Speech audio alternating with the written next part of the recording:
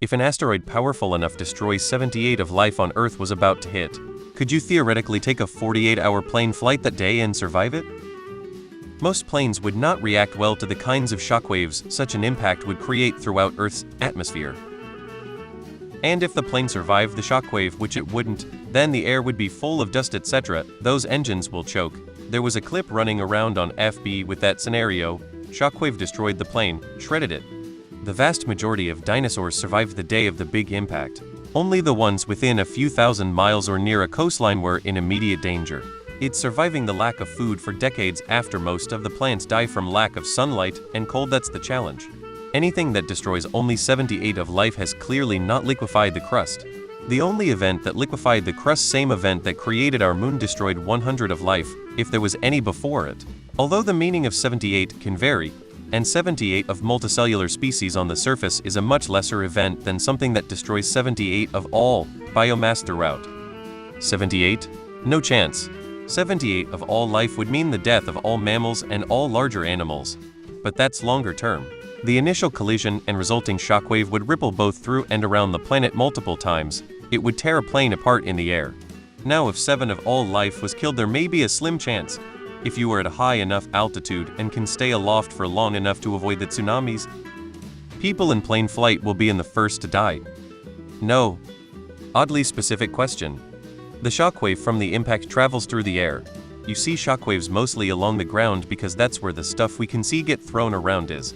The shockwave is actually traveling through the air and would be equally devastating to anything in the air as on the ground. In the case of a plane, they require relatively stable air and are pretty fragile when it comes to the kind of damage a shockwave creates. I think your best bet would be to be deep underground, or in deep sea.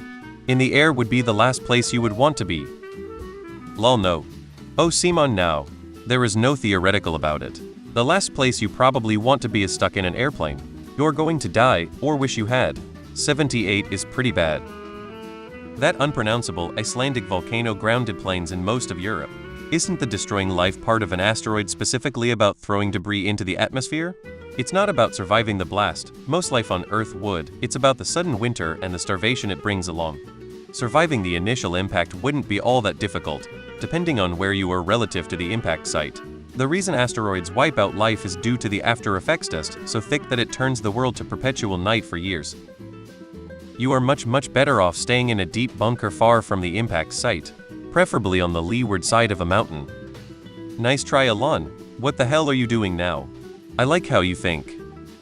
Wasn't this a movie called 2012?